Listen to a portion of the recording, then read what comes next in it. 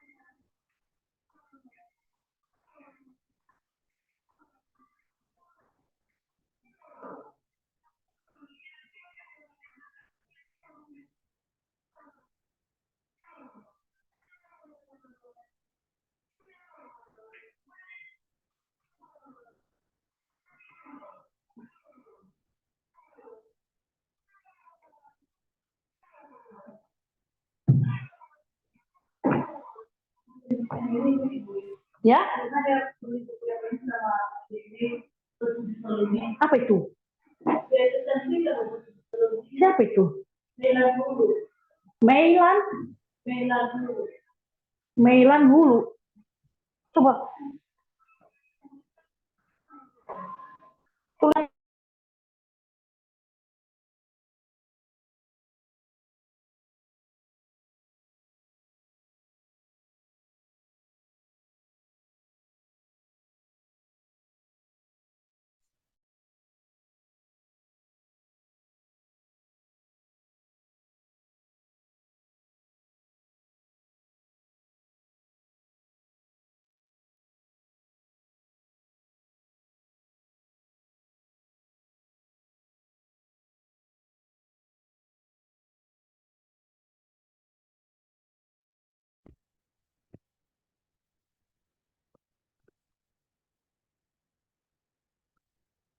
Halo, halo, cek, cek. Assalamualaikum. Selamat siang, Bu. ya, Bu. Selamat siang, mohon maaf nih. Bentar, saya tak. Oh, cukup.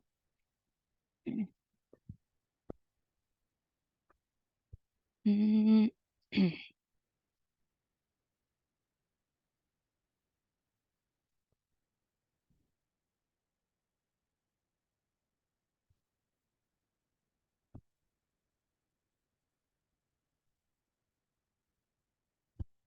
Eh,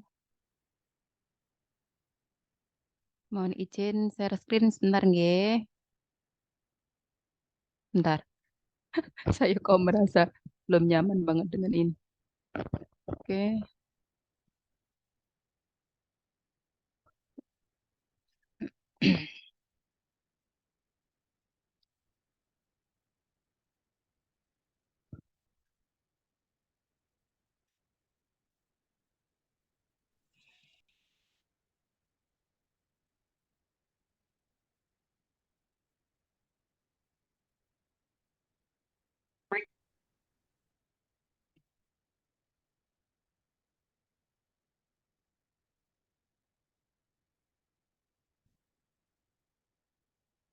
Halo, cek cek. Eh, eh, terus. Oke, bisa terlihat nggih share screen saya? Sudah, Bu. Bisa, Bu. Oke, oke. Maaf, ini saya saya nebeng di ruangannya Ibu untuk ini. Sebelumnya saya mohon maaf. Ini kan saya kan pertemuan terakhir ya, pertemuan ke-15 kan ya? Benar kan? Betul, Ibu. Iya, betul sekali. Karena kan besok Senin sudah tinggal apa itu, ujian akhir semester itu. Jadi akhirnya saya baru kepikiran, oh iya, saya kan pertemuan terakhir gitu. Terus Senin kan udah mulai UAS. Jadi bagaimana caranya saya bisa masuk ke kelas panjenengan semua begitu. Oke, kaitannya dengan yang kemarin, sebenarnya kemarin itu saya sebenarnya kalau sakit-sakit banget sebenarnya enggak ya, cuman saya masih dalam tanda tanya dengan kondisi saya sendiri saat itu begitu. Apalagi terkonfirmasi dengan hasil semua cek lab dan semuanya itu normal. Jadi sampai sekarang pun saya nggak tahu kemarin itu kenapa ada demamnya, saya nggak tahu seperti itu. Tapi saya dengan hasil yang semuanya serba normal itu, jadi akhirnya jadi semangat. Oh, berarti nggak ada apa-apa nih. Saya mau bebas beraktivitas apa aja, santai aja begitu. Akhirnya saya sembuhnya karena motivasi saya untuk ini ya, motivasi untuk oh ternyata nggak ada apa-apa gitu kan. Oke, sama yang kemarin itu kebetulan sore-sore saya pakai waktunya untuk apa itu ke rumah sakit gitu. Jadi akhirnya saya mohon maaf kemarin saya harus mengcancel apa jadwal pertemuan dengan panjenengan semua seperti itu. Jadi untuk make sure kaitannya dengan bagaimana kondisi saya seperti itu ya. Oke. Jadi intinya itu tuh sebenarnya secara keluhan dan sebagainya saya itu tuh nggak ada keluhan yang eh, keluhan-keluhan amat begitu. Tapi kalau dicek ini kok ada suhunya agak tinggi gitu. Jadi kan saya dari tanda tanya seperti itu. Jadi untuk meyakinkan keadaan saya akhirnya tadi kemarin sore itu waktu saya mengcancel pertemuan dengan panjenengan semua itu karena ada saya cek untuk laboratorium di ini di rumah sakit seperti itu. Oke ya. Oke, langsung saja begitu. Jadi kita saling karena kini berkaitan dengan topik kita hari ini ya, a healthy lifestyle gitu. Kalau berbicara mengenai masalah ini, saya sebenarnya bukan berarti bahwa oh saya tahu banyak tentang kaitannya dengan masalah healthy lifestyle gitu ya. Saya sendiri juga dalam proses untuk apa ya mengadopsi sedikit demi sedikit beberapa hal yang memang disarankan seperti itu. Bagaimana caranya untuk berpola hidup yang lebih baik atau berpola hidup yang lebih sehat seperti itu. Oke. Topik kita kali ini adalah tentang a healthy lifestyle sebagai upaya promosi kesehatan.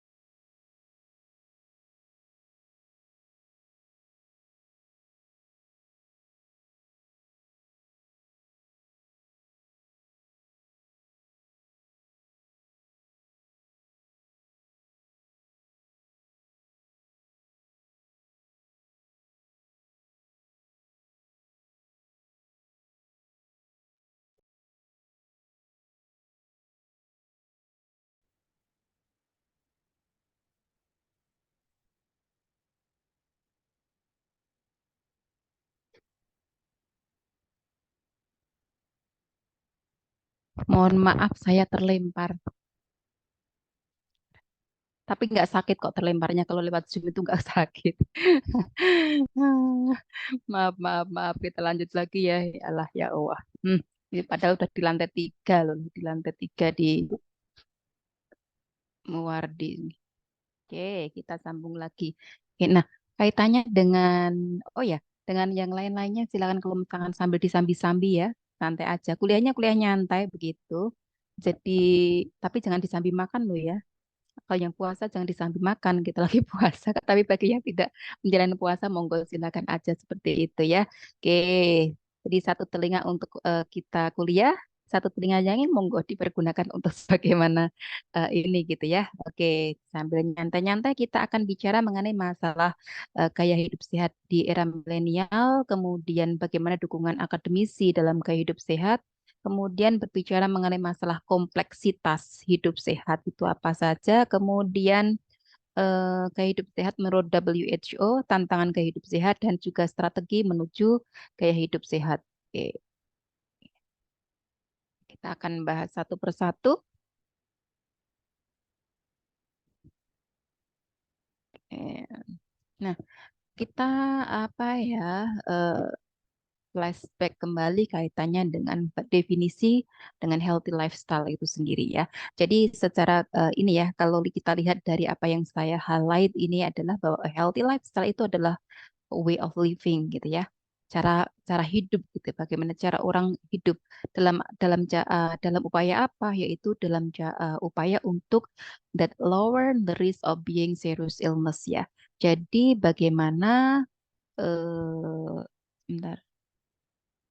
Bagaimana upaya seseorang itu agar untuk menurunkan resiko untuk terjadinya suatu penyakit yang serius atau biar mengurangi apa tuh jangan jangan terjadi kematian secara dini itu. Nah, ini adalah a healthy lifestyle menurut definisi dari WHO gitu ya. Oke, atau bisa dikatakan adalah cara menjalani kehidupan untuk meminimalkan resiko terkena penyakit yang serius dan juga kematian dini. Nah, kalau untuk definisi menurut Kemenkes itu dikatakan bahwa gaya hidup sehat itu adalah suatu di sini saya highlight ya komitmen jangka panjang. Berarti bahwa dalam sisa hidupnya itu adalah bagaimana seseorang itu memang mempolakan hidupnya itu dengan sebuah komitmen dalam kehidupannya itu untuk menjaga, untuk melakukan beberapa hal yang sifatnya yang dimana hal yang dilakukan itu adalah dalam tujuan untuk mendukung bagaimana fungsi tubuh kita itu agar berfungsi sebagaimana mestinya secara fisiologis gitu. Sehingga nanti dampak baik itu bisa dirasakan oleh tubuh seseorang seperti itu. Oke, kita masuk pada uh, subtopik yang pertama yaitu gaya hidup sehat di era milenial. Nah, dengan adanya perkembangan zaman yang sekarang sudah bisa dikatakan adalah generasi milenial atau Gen Z gitu ya, dalam bagaimana mereka itu dalam mengadopsi gaya hidup yang sehatnya itu, kita akan tentu saja akan berbeda dengan mungkin 2 atau 3 periode yang lalu atau mungkin pada saat panjenengan semua atau saya waktu kecil dulu itu tentu saja akan sangat berbeda sekali. Ini beberapa hal yang bisa kita cermati bersama kaitannya bagaimana beberapa kebiasaan hidup sehat yang dilakukan oleh para generasi milenial dan juga Gen Z di Indonesia ya. Ya, contohnya di sini untuk yang paling tinggi itu adalah berkaitan dengan kecukupan minum air mineral seperti itu, kemudian kecukupan tidur yang cukup, konsumsi makan makanan yang sehat. Konsumsi di sini adalah breakdown dari makanan sehat itu termasuk juga konsumsi eh, minuman-minuman yang ini ya dengan mengurangi rasa manis, kemudian melakukan olahraga yang teratur, kemudian mengkonsumsi makan makanan yang memiliki glycemic index yang rendah atau cita rasa manis yang lebih rendah atau kurang. Berikutnya adalah penggunaan atau mengkonsumsi jus dan juga smoothies begitu. Dan yang terakhir adalah mengkonsumsi minum-minuman yang sifatnya herbal. Itu beberapa kalau kita lihat bagaimana presentasi orang zaman now begitu dalam menyikapi gaya hidup sehat atau kebiasaan hidup sehat itu sendiri. Monggo di antara hal ini di mana yang sudah panjenengan adopsi mungkin bisa panjenengan lakukan evaluasi pada diri kita masing-masing seperti itu. Oh, mana sih yang ini yang perlu saya adopsi, mana yang perlu saya tambahkan lagi untuk kita adopsi dalam kehidupan kita sehari-hari. Kemudian beberapa hal yang lain yang dilakukan oleh anak generasi Z sekarang ini adalah kaitannya dengan pola hidup sehat itu adalah dengan melakukan diet plant-based gitu ya. Jadi apa yang dikonsumsi mereka itu lebih mengutamakan adalah pola makan nabati sehingga nanti kecenderungannya adalah banyak yang ke aliran diet yang vegetarian gitu. Berikutnya kalau berkaitan dengan olahraga biasanya cenderung mengarah kepada olahraga yang sifatnya berat seperti CrossFit, kalistenik kayak gitu dan juga beberapa ini ya apa olahraga yang sifatnya meningkatkan daya tahan tubuh maupun kekuatan fisik seperti itu terutama biasanya lebih mengarah kepada kayak ini ya peer group atau kebersamaan dengan bersama teman-temannya begitu. Bagi orang-orang untuk sama generasi Z juga banyak yang mengadopsi kegiatan fisik yaitu atau olahraga ya dari yoga. Yoga di sini lebih cenderung cenderung bagi orang-orang yang memang tidak suka jenis olahraga yang terlalu berat yang seperti CrossFit dan sebagainya itu, maka mereka lebih memilih kepada kegiatan yoga itu karena tujuannya untuk lebih nyantai dan juga rileks seperti itu ya. Berikutnya tidur yang cukup dan melakukan mindfulness dan juga meditasi. Jadi memang para generasi Z yang berorientasi kepada healthy lifestyle itu mereka meluangkan waktu untuk melakukan mindfulness dalam berbagai macam kegiatan dan juga melakukan meditasi-meditasi. Sebagai contohnya misalkan kalau kita bisa melakukan kegiatan apa ya diet pun kalau kita bisa melakukan mindfulness eating pun itu juga bisa memberikan suatu relaksasi yang tersendiri bagi orang yang melakukannya seperti itu apalagi orang-orang yang cenderung memiliki stresor-stresor kecemasan yang cukup tinggi sekali bahwa mindfulness dalam melakukan berbagai macam kegiatan atau melakukan meditasi itu ada sesuatu hal yang sangat penting sekali seperti itu. Yang berikutnya lagi kaitannya dengan subtopik yang berikutnya adalah berbagai macam dukungan akademisi dalam kegiatan gaya hidup sehat atau pola hidup sehat itu sendiri. Ini hanya yang saya cantumkan di sini adalah hanya contoh-contoh saja ya gitu. Contohnya misalkan berbagai macam kampanye kesehatan seperti masalah germas, tips menjaga kesehatan dan sebagainya. Yang berikutnya lagi adalah menerapkan gaya hidup sehat pada mahasiswa. Nah, untuk menerapkan gaya hidup sehat pada mahasiswa ini tentunya bisa berbagai macam kegiatan yang bisa dilakukan di kampus, baik itu memberikan atau memfasilitasi berbagai macam ekstrakurikuler atau kegiatan-kegiatan himpunan mahasiswa yang ada, begitu mereka nanti akan mengembangkan berbagai macam kegiatan-kegiatan yang sifatnya adalah mengarah kepada gaya hidup sehat, misalkan berbagai macam kegiatan olahraga, kemudian bela diri dan sebagainya gitu. Itu sangat banyak sekali apalagi prodi-prodi yang prodi keolahragaan seperti itu. Kemudian sebagai contohnya kalau di Ngudi Waluyo itu memiliki slogan kampus UNW itu adalah kampus yang berbudaya sehat seperti itu. Jadi memang kalau di Ngudi Waluyo itu banyak gedungnya yang disetting tidak berlift. Ya. Hanya nanti hanya satu gedung seperti itu. Penting kan dapat nilai. Suaranya hilang. Halo? Apakah suara saya nggak terdengar? Dengar, Bu. Dengar ya. Tadi kok ada yang berkomentar suaranya nggak terdengar gitu. Oke ya, bisa lanjut berarti ya? Bisa, Bu. Oke gitu ya. Oke, itu Lanjut, beberapa Bu. contoh. Oke, beberapa contoh yang kalau di Ngudi Waluyo itu, jadi di Ngudi Waluyo itu dari lingkungannya memang di setting sedemikian rupa banyak tempat-tempat yang bisa untuk berjalan-jalan untuk ini ya ibaratnya risk walking atau jalan santai itu bisa juga sangat memfasilitasi. Kemudian kalau pengen berjalan-jalan antar gedung dan sebagainya, kemudian seperti kayak ada apa sih kayak danau-danau kecil seperti itu yang ada gemericik airnya ada. Jadi lingkungan sekitarnya itu nyaman untuk kalau misalnya bersantai-santai, banyak gazebo dan sebagainya gitu. Itu adalah beberapa ini ya kan, kemudian banyak udara terbuka juga seperti itu. Meskipun bahwa situasi sekarang itu di kampus Ngudi Waluyo itu nggak sedingin waktu dulu begitu ya, karena sekarang sudah banyak bangunan-bangunan gitu, memang cenderung agak lebih panas gitu daripada waktu saya dulu. Itu dulu sangat dingin sekali karena masih banyak-banyak pohonan gitu. Tapi sekarang untuk di lingkungan Ngudi Waluyo sendiri itu banyak sudah mulai dirintis tanaman-tanaman yang sifatnya nanti akan rimbun seperti itu, seperti kayak apa itu beringin, pohon termbesi dan sebagainya.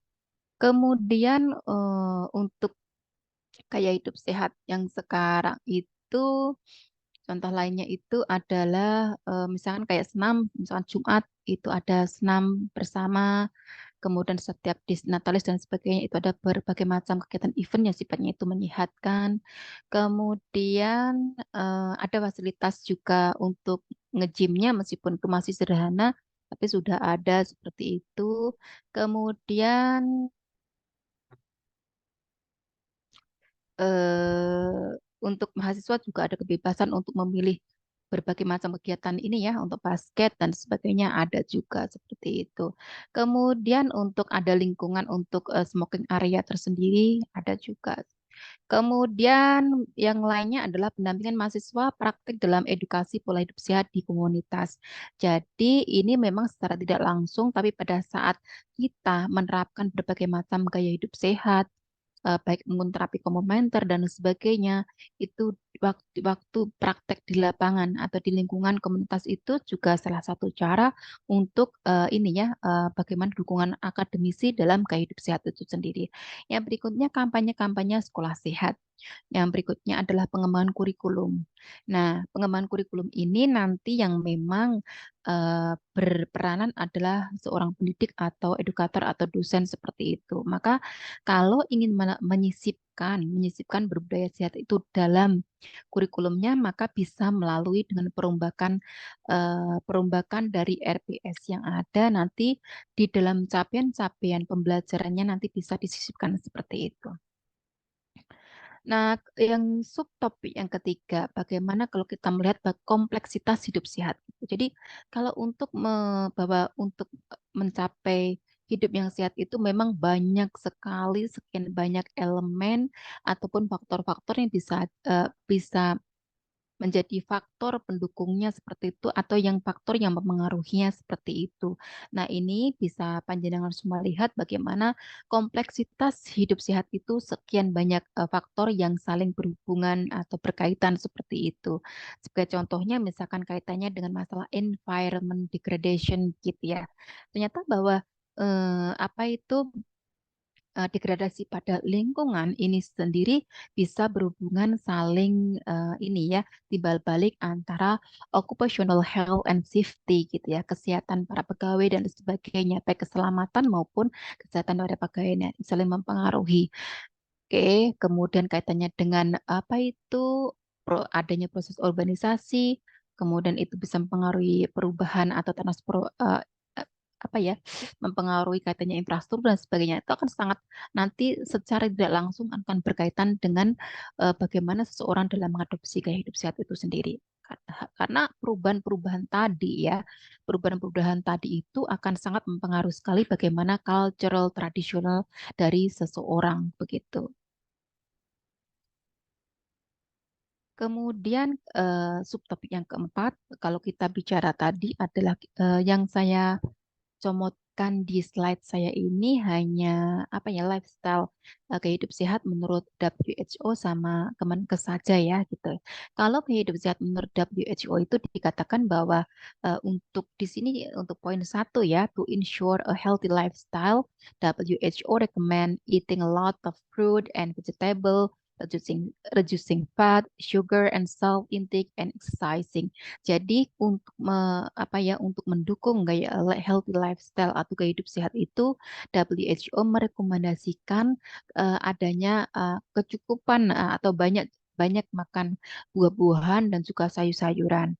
Yang berikutnya adalah reducing fat. Di sini adalah tentunya di sini adalah mengurangi fat yang ini ya, yang tidak baik ya gitu ya.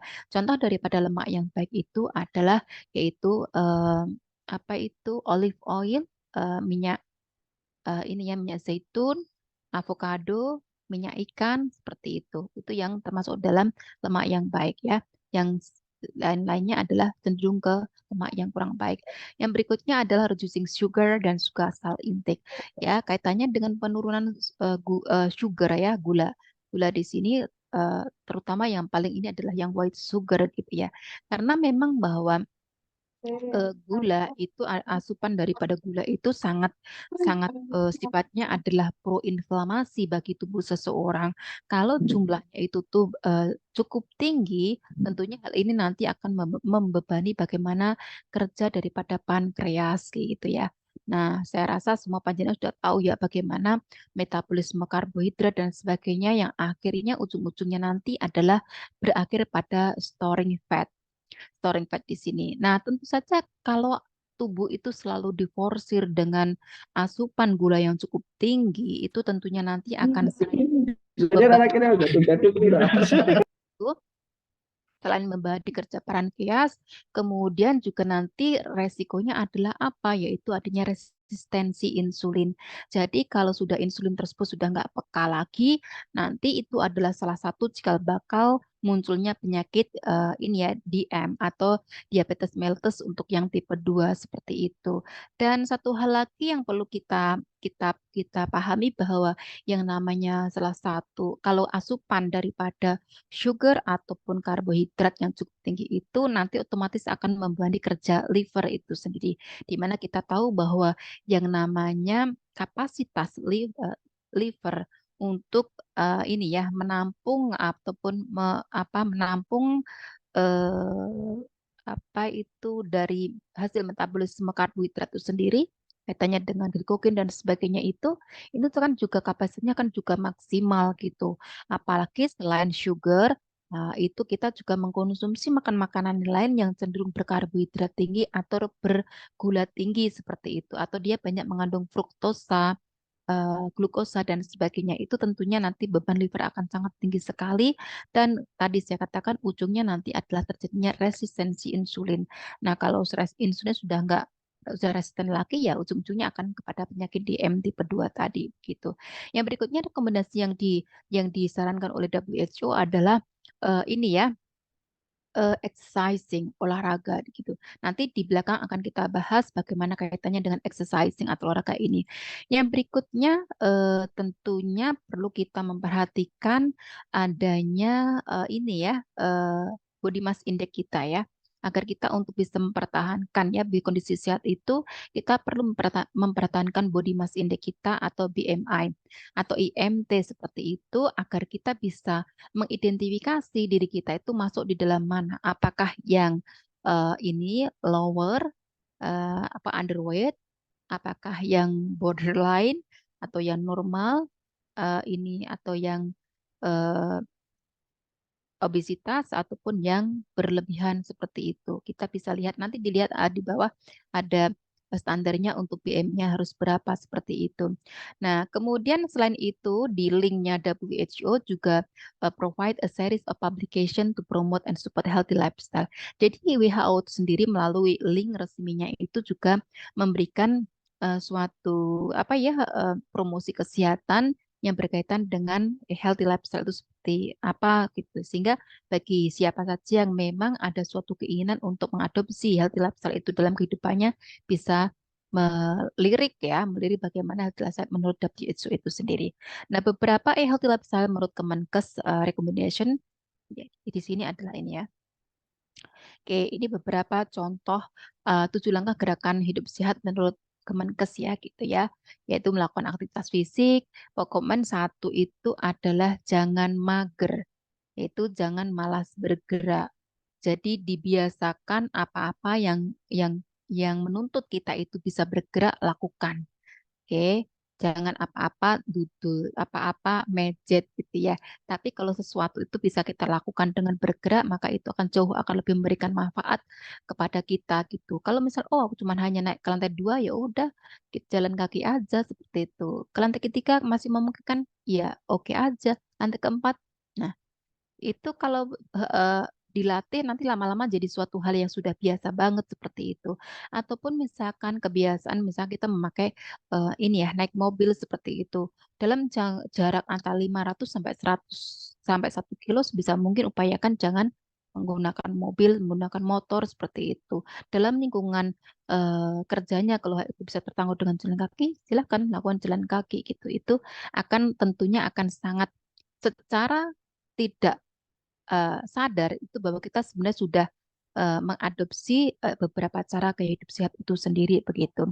Kemudian membudayakan mengkonsumsi buah dan sayur, tidak merokok. Tidak merokok di sini termasuk tidak menjadi ini ya perokok pasif juga begitu. Kemudian tidak mengkonsumsi alkohol, melakukan pemeriksaan screening kesehatan secara berkala, menjaga kesehatan lingkungan dan penggunaan jamban.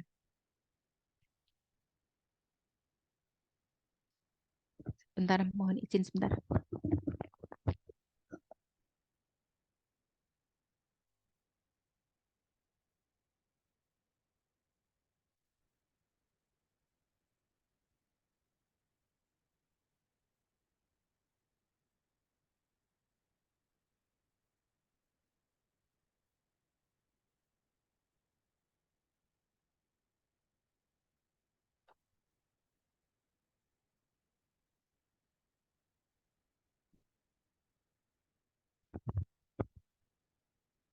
Hmm.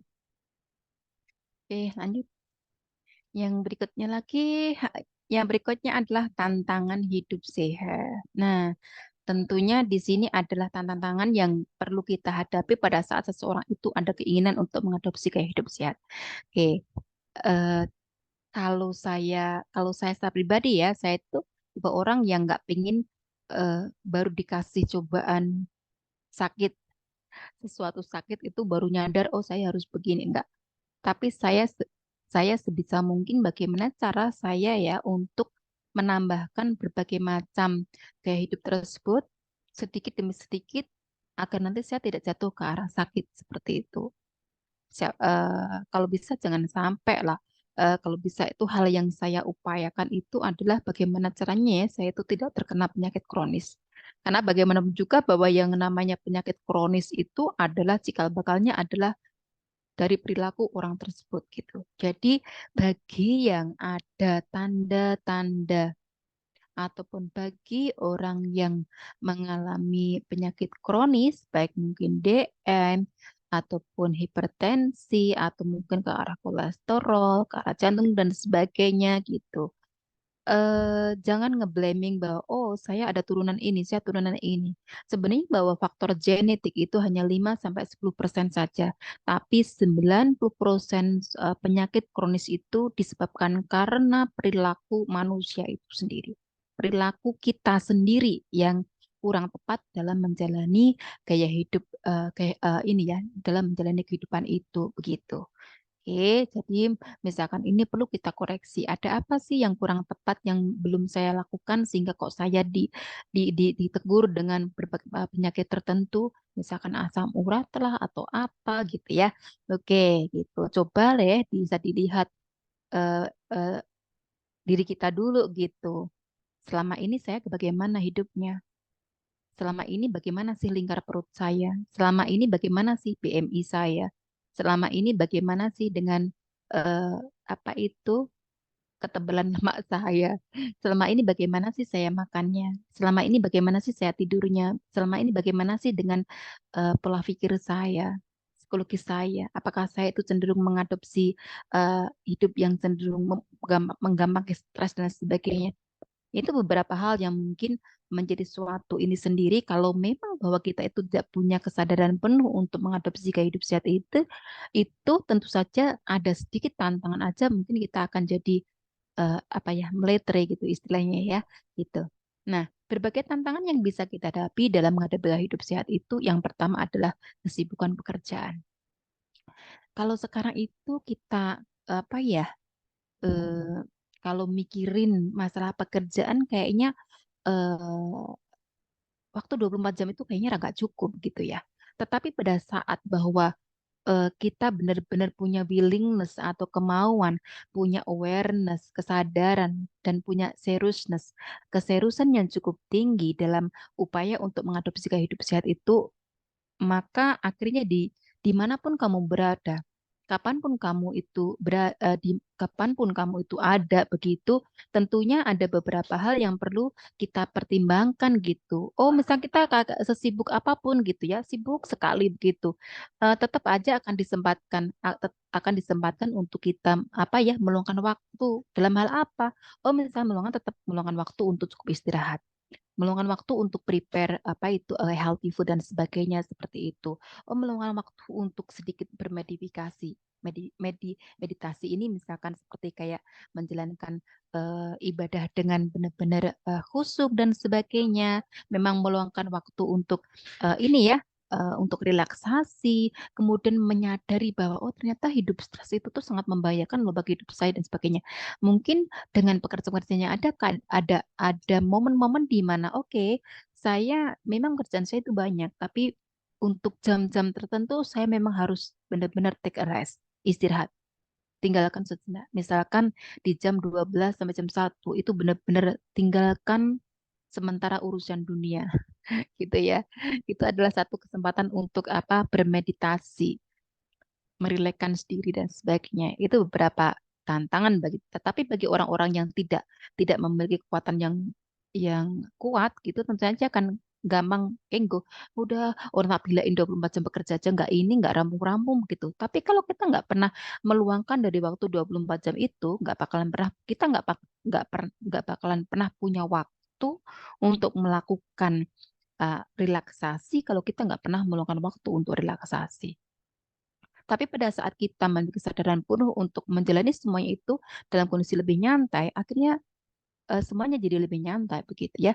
Meskipun dalam kondisi seperti ini gitu ya, saya nggak mau pengen jadi panik, saya nggak mau ingin jadi stres, saya nggak pengen jadi suatu beban gitu ya. Oke, bagaimana kalau bisa dua-duanya bisa jalan, kenapa nggak? Why not? Kayak gitu ya, gitu. Oke, jadi sesibuk apapun, kadang kita perlu memikirkan dengan asupan hariannya, kecukupan mungkin istirahat dan sebagainya. Yang berikutnya adalah tantangannya adalah di era digital ya. Di era digital itu kan memang semuanya itu kan istilahnya kan semua serba, ibaratnya semua serba dudul gitu ya. Mau makan dudul, mau apa itu naik mobil tinggal dudul aja gitu kan, tinggal pencet aja touchscreen seperti itu. Nah, kalau memang hal itu kita bisa menggunakan di era digital itu bahwa memang kemudian akses memang mempermudah kehidupan kita. Tapi pada saat kita itu tidak kurang bijak dalam menseleksi apa yang kita pilih tadi, yang kita tunjuk tadi, mungkin dari jenis makanannya dan sebagainya, tentunya hal ini juga bisa mempengaruhi kaitannya dengan asupan makanan seperti itu. Atau misalkan yang awalnya dulu kalau mau akan pergi pulang itu harus jalan kaki berapa meter dulu, kemudian baru naik naik apa itu eh, mobil atau sebagainya gitu. Oh, mungkin sekarang kalau tinggal pencet aja udah di depan lobi sudah tiba seperti itu. Itu beberapa hal yang jadi suatu tantangan tersendiri bagi orang yang tidak pernah meluangkan waktu untuk ini ya, tentunya hal itu akan jadi permasalahan tersendiri seperti itu. Yang berikutnya adalah kaitannya dengan polusi udara ya. Polusi udara yang buruk juga sangat berpengaruh. Rekayasa genetika. Contohnya, yang direkayasa genetika itu tidak hanya manusia saja, tapi termasuk tanaman-tanaman, buah-buahan, hewan, semua gitu. Sekarang banyak sekali berbagai macam buah yang semuanya itu non biji, non biji, non biji. Semua hasil rekayasa genetika. Memang secara ini ya, secara kasat mata itu benar tampilannya memang lebih wow, memukau seperti itu. Tetapi mungkin secara quality dari segi untuk unsur kesehatan kurang gitu. Yang berikutnya adalah dari perkembangan teknologi pangan. Perkembangan teknologi pangan kalau dia tidak menggunakannya secara bijak, tentu saja juga ini bisa beresiko kepada kualitas nutrisi yang kita makan. Sebagai contoh, salah satu makanan yang yang cenderung untuk lebih memiliki nutrisi yang sangat tinggi itu adalah memang dia yang sealami mungkin gitu ya. Sealami mungkin berarti tidak ada sentuhan dari berbagai macam teknologi seperti itu. Tapi kalau makanan yang awalnya ini contohnya ya, makanan yang alami yang harusnya itu bisa dimakan mentah aja bisa begitu. Tapi pada saat sekarang kita makan semua sudah mungkin dalam bentuk kaleng, sudah dalam bentuknya sudah nggak seperti aslinya dan sebagainya. Jadi suatu suatu makanan yang sudah mengalami sekian proses yang sangat panjang sekali, tentunya hal itu akan beresiko pada kualitas nutrisinya. Yang berikutnya, kemajuan teknologi ini bisa mengarah kepada ini ya perilaku sedentary lifestyle atau mager tadi, gitu ya. Oke, yang keenam adalah strategi menuju gaya hidup sehat ya. Oke, maaf, saya rasa kayaknya kok saya perlu sambil ngecas ya. Oke.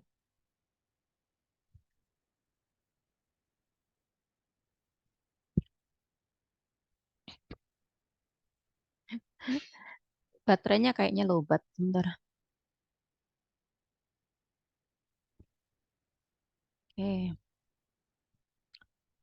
Oke, yang subtopik yang terakhir ya, bagaimana berbagai macam strategi menuju gaya hidup sehat itu, yang pertama adalah kaitannya dengan kesadaran kita adalah dalam memeriksa aktivitas harian kita. Ya, jadi seandainya bagi orang-orang tertentu yang mungkin tidak menyempatkan secara sadar setiap hari atau berapa berapa minggu sekali untuk olahraga bisa diganti dengan aktivitas-aktivitas fisik lainnya yang memang ada kecenderungan untuk membakar kalori seperti itu. Apalagi kalau misalkan kalau kalau panjenengan semua memiliki suatu apa ya motivasi yang serius katanya gaya hidup sehat bisa menggunakan ini smartwatch dan sebagainya untuk memonitoring kaitannya dengan aktivitas harian kita begitu. Karena dengan seperti itu kita jadi aware atau nyadar betul, oh sehari ini tuh saya sudah durasi tidur saya sudah berapa jam.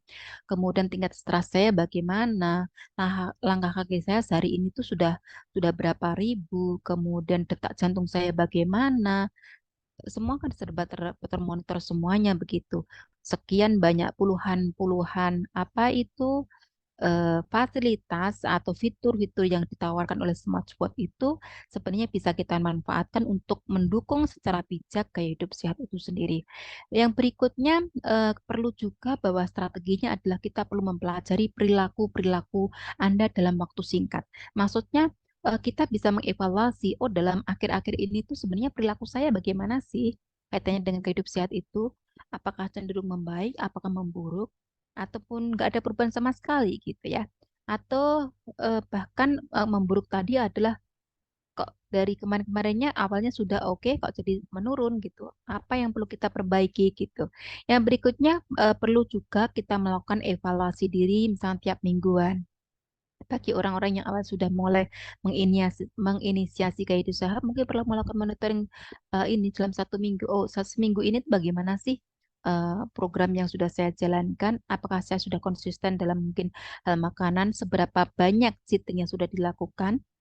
Ataupun yang kegiatan yang lainnya ya itu bisa dilakukan monitoring evaluasi diri dalam setiap minggu. Yang berikutnya lagi untuk strategi untuk menuju gaya hidup sehat itu adalah berinteraksi dengan orang-orang yang bisa memberikan motivasi. Kalau kita berteman dengan orang-orang yang memiliki motivasi sama ingin gaya hidup sehat tentu akan itu lebih asik dibandingkan dengan kita berteman dengan orang-orang yang cenderung toksik begitu. Tapi agar orang itu tuh menjadi lebih konsisten, itu caranya tuh gampang gitu ya. Selama kita punya niat yang kuat untuk mempertahankan gaya hidup yang sudah kita pilih, oh saya pengennya seperti ini pengen saya seperti ini gitu. Jadi mau ada temen, nggak ada temen, mau ada pengaruh temen, nggak ada ini, ya udah dia pasti akan cenderung lebih ini konsisten seperti itu. Jadi nggak pengaruh mau ada seberapa banyak makanan di depan kita, meskipun itu semua gratisan semua, ini semua mau teman-teman pada makan silakan. Itu pilihan mereka, saya nggak memilih itu gitu. Jadi pada saat kita sudah memiliki suatu apa ya seleksi atau filter tersendiri dalam kehidupan kita, maka nanti akan jadi enak-enak aja gitu. Saya mungkin akan mencari cara kenyang saya dengan cara sendiri, cara kenyang yang menyehatkan itu seperti apa, dan tidak hanya asal makan. Hal-hal seperti itu nanti menjadi satu filter tersendiri bagi individu-individu yang ingin mempertahankan gaya hidup sehat itu sendiri. Kemudian yang berikutnya lagi, kita perlu menemukan rekan-rekan yang memiliki motivasi yang sama. Berikutnya kita perlu menuliskan hambatan-hambatan yang dihadapi.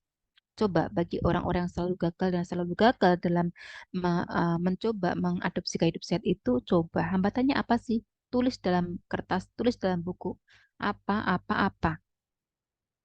gitu ya. Kira-kira dari sekian banyak hambatan itu, mana yang satu persatu bisa kita bredel ya, kita delete itu mana yang akan paling mudah dulu, yang mana? Oke, bertahap, bertahap, bertahap. Yang berikutnya, kita perlu memahami bagaimana lingkungan sekitar ya. Lingkungan sekitar ini adalah tadi karena lingkungan itu bisa mendukung, bisa juga membuat kita meletre juga seperti itu. Tapi kalau saya pribadi, saya nggak begitu terpengaruh banget dengan lingkungan saya gitu. I don't care dengan pengaruh lingkungan saya gitu.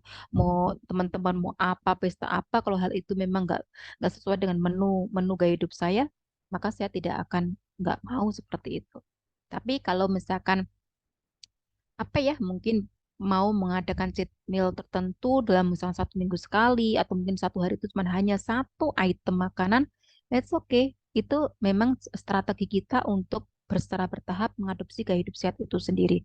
Yang berikutnya, manfaatkan teknologi untuk kesehatan. Ini yang seperti yang sudah saya jelaskan di depan tadi ya. Sebagai contohnya adalah bagaimana kita menggunakan smartwatch, menggunakan alat-alat ini ya, alat-alat untuk olahraga dan sebagainya. Yang berikutnya perlu ada yang niat dan tekad, konsisten. Yang berikutnya adalah bertahap dan bertarget. Punya strategi, bertahap dan bertarget. Sebagai contohnya gini, ih kok susah banget ya hidup itu, apa hidup itu apa? Saya kok nggak bisa sih? Contohnya gini, saya kok nggak bisa ya hidup itu tanpa makan gorengan begitu. Oke, coba kita balikkan lagi. Adanya yang awalnya kok kan nggak mungkin kan orang itu makan gorengan kok bisa sampai habis 7 biji gitu kan nggak bisa kan, awalnya langsung sekali makan langsung 7 biji gitu kan enggak. Pasti semua itu berawal dari 1, 2, 3, 4, 5, 6, 7 kan gitu. Yang awalnya sedikit jadi banyak. Nah, sekarang dibalik. Dari yang banyak tadi bagaimana cara menguranginya ke tahapan yang lebih sedikit. Oh, yang dulu yang misal sekarang habis 5 biji. Oke, bagaimana kalau misalnya besok itu kita coba 4 biji aja. Berikutnya lagi mungkin minggu depan kita coba hari maksimal 3 biji aja. Minggu yang ketiga 2 maksimal. Nanti sampai benar-benar bisa ke arah zero. Nanti kalau sudah sampai ke zero, tinggal kita akan ke target yang lainnya lagi. Kalau sudah tanpa itu, berarti ke yang item-item yang lainnya, perilaku hidup yang lainnya yang kita akan adopsi dan memangkas gaya-gaya yang hidup yang tidak sehat yang lainnya.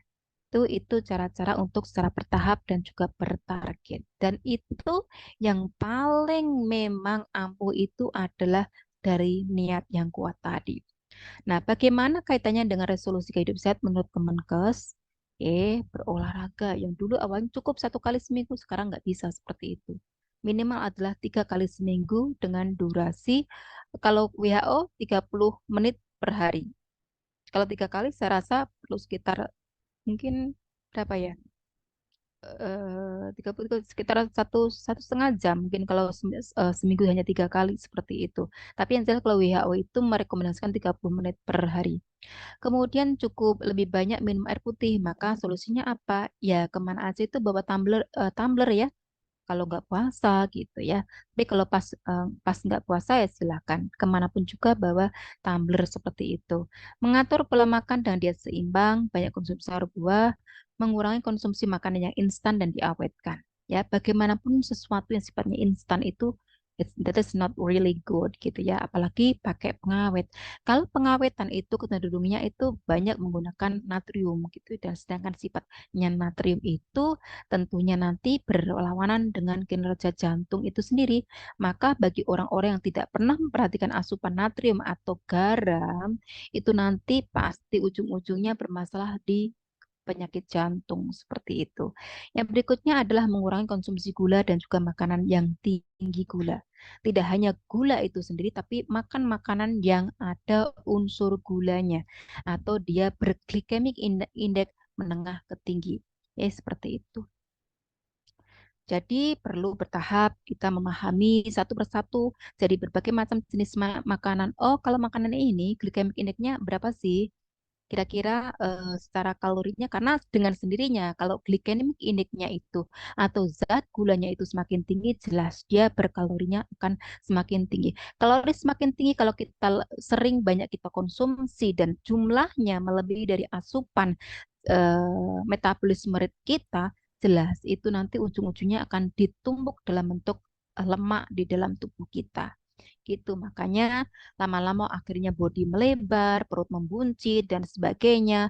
Akhirnya apa? Kalau badan sudah melebar, perut membuncit, karena itu adalah sebagai tempat yang sangat nyaman sekali untuk ini ya, welcome untuk proinflamasi. Proinflamasi berarti nanti akan mengundang berbagai macam penyakit yang ada yang sifatnya inflamatori seperti itu. Akhirnya apa? Kalau kondisi tubuh kita itu kalau kebanyakan dari kalau tubuh kita ya, kalau tubuh kalau tubuh kita itu sudah ini ya banyak sekali ini lemaknya seperti itu, nanti otomatis nanti akan proinflamasi tadi. Proinflamasi maksudnya apa? Jadi akan sangat mudah sekali tubuh kita itu akan terjadi inflamasi karena apa? Ya memang kita sudah kebanyakan tadi cadangan-cadangan lemak tadi itu sendiri akan sifatnya akan membuat tempatnya sangat nyaman sekali untuk bakteri-bakteri yang jahat itu untuk berkembang biak seperti itu. Yang berikutnya adalah mengurangi makan makanan yang banyak mengandung lemak, terutama yang lemak tidak baik. Yang berikutnya adalah jangan suka begadang. Yang berikutnya upayakan tidur dengan durasi 7-8 jam per hari. Ya, untuk tidur di sini bukan berarti hanya apa ya? Hanya ini aku lagi buat tapi halo Mr. Reddy, halo. Please Mr. Reddy, please mute your. Aku prepare nih yang Mas Reddy, tolong di-mute. Mas Reddy. Bocor. Mas Reddy. Karena mereka sekalian pulang. Mas Reddy. Really, I'm so sorry. I have to remind you. Sudah kan hari ini pegang ini nih.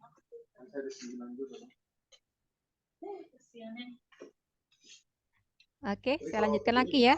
Oke, kaitannya dengan masalah ini ya, masalah tidur ya, durasi tidur tadi. Jadi kecukupan tidur itu tidak hanya semata, oh saya sudah cukup tidur nih 7-8 jam sehari gitu. Tapi kalau memang tidurnya aja juga tidak tepat waktu, juga itu bagi tubuh seseorang juga tidak akan berpengaruh signifikan seperti itu.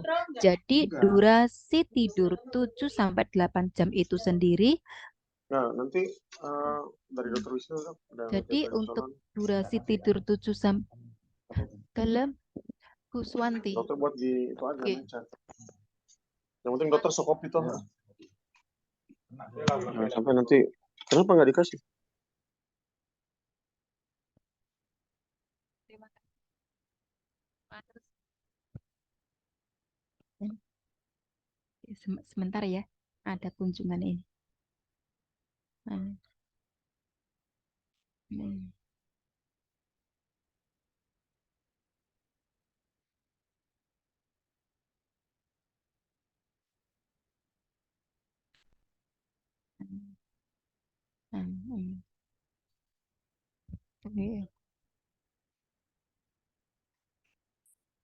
Terima kasih. Maaf lagi ada kunjungan ini bidang kerohanian. Oke, saya lanjutkan ya. Oke, saya kaitannya dengan masalah ini tidur tadi ya. Jadi tidur itu tidak semata mengenai masalah kita bicara mengenai masalah durasinya saja gitu ya. Oke, mungkin saja terpenuhi secara durasi waktu tidurnya 7-8 jam seperti itu. Tapi kalau durasi tidur itu tidak tepat waktu, itu tubuh kita pun juga tubuh kita itu sangat smart sekali atau sangat cerdas gitu, nggak bisa dikibulin gitu ya. Jadi fungsi fisiologis tubuh kita itu nggak bisa dibohongin seperti itu. Nah, durasi waktu tidur yang sangat tepat sekali itu adalah paling tidak antara jam 10 sampai jam 1 dini hari atau jam 2 dini hari itu sebisa mungkin upayakan tidur karena that is the best time to sleep gitu. Itu adalah waktu yang sangat tepat sekali untuk istirahat tidur seperti itu karena di jam-jam tersebut adalah bagaimana apa ya eh, kinerja tubuh baik itu sekresi-sekresi hormonal di malam hari itu terutama melatonin dan sebagainya, growth hormon dan sebagainya itu memang maksimalnya di jam-jam yang malam itu sendiri dan selain setelah durasi terpenuhi, waktunya tepat, kemudian juga upayakan minimal cahaya karena yang namanya minimal cahaya kalau bisa gelap seperti itu karena ada hormon-hormon tertentu yang hanya bisa diproduksi pada dalam kondisi kondisi gelap itu sendiri seperti itu ya. Apalagi gadang gitu. Saya pernah ini ya melihat dari satu video YouTube itu dari dokter China itu mengatakan bahwa satu kali eh, kita itu misalkan melakukan begadang seperti itu, maka waktu yang diperlukan untuk recovery sel tubuh kita yang dirusakkan akibat begadang semalam itu, maksudnya tidur sudah nggak sesuai dengan waktu yang tadi ya, jam biologis tadi seperti itu. Satu kali adalah satu malam saja itu kita lakukan, maka sel yang dirusakkan tadi dampaknya itu baru akan bisa direcovery selama 100 hari gitu ya. Loh, kalau sekarang bisa kita bayangkan itu baru semalam satu kali begadang begitu. Lah kalau misalkan dilakukan begadang itu setiap hari ini begadang, besok nggak berkualitas tidurnya, besok lagi nggak tahu ininya kualitas tidurnya begitu, maka bisa kita bayangkan betapa kita itu tuh terlalu apa ya jahat sekali dengan sel-sel tubuh kita gitu. Boro-boro memberikan waktu pada tubuh kita untuk melakukan regenerasi selnya gitu ya. Oke, belum recovery udah dihancurkan lagi, belum recovery dihancurkan lagi gitu ya. Oke, belum 100 hari aja sudah ini gitu itu baru 1 hari gitu. Nah kalau hampir setiap hari kan kita bisa kita bayangkan betapa jahatnya diri kita kepada diri kita sendiri gitu dan itu adalah hak tubuh kita gitu. Yang berikutnya adalah berhenti merokok, hindari minuman alkohol, lakukan meditasi dan sebagainya. Kemudian tetapkan niat kalau kita memang membuat sebuah resolusi itu sendiri. Dengan niat yang kuat, tentunya hal itu akan bisa memberikan suatu arahan kemana kita harus, kemana sih arahan eh, pola hidup yang kita adopsi tadi. Itu tentunya akan memberikan suatu motivasi tersendiri ya. Niat itu sendiri akan membawa ini ya, membawa kita kok lebih konsisten dalam menjalani sepanjang hidup tadi seperti itu. Ini beberapa 12 step kalau ini khusus healthy eating ya. Healthy eating menurut WHO itu seperti makan makanan yang bergizi, kemudian berbagai macam variasi sayuran dan juga buah, memaintain body weight ya. Untuk BMI-nya kalau dihitung rentangnya harus di antara ini kalau pengen sehat. Kemudian juga mengadopsi aktivitas fisik yang dari moderate sampai vigorous level ya, dari yang sedang aja sampai ke level yang cukup ini berat seperti itu. Kemudian, sorry, kemudian juga control fat intake tadi ya, mengontrol asupan lemaknya. Yang berikutnya adalah menggantikan fatty meat, itu daging-daging yang berlemak diganti dengan yang lainnya yang ini ya lemaknya yang lebih sehat seperti itu. Kalau menggunakan produk dairy produk atau susu maka pilih yang low fat dan juga low salt. Kemudian pilih makan makanan yang low sugar dan pilih makan makanan yang low salt diet. Jadi kalau orang-orang yang masih suka makan keripik-keripik atau apa, maka be careful karena itu selain kandungannya itu per kepingnya itu kalorinya sangat tinggi sekali, yang jelas di sana banyak banyak natriumnya seperti itu. Oke, kayaknya kan saya kan cuma makannya kan cuma dikit, ya dikit, cuma berapa kemisi, tapi per kepingnya itu kalau kita sudah terbiasa membaca label produk, itu maka kita akan bisa melihat loh dalam persajian satu kali serving itu misalnya berapa gram, dalam 1 gram itu berapa kalori, itu bisa kita lihat ya. Biasanya untuk kerupuk 1 biji itu sekitar 100 kalori begitu ya. 100 kalori itu kalau buat olahraga sudah ngos-ngosan itu. Bisa treadmill 30 menit baru sekitar 100 kalori. 30 menit lah. 20 menit, 30 menit itu baru 100 kalori. Yang berikutnya kaitannya dengan ini kan WHO ya, berkaitan dengan masalah alkohol.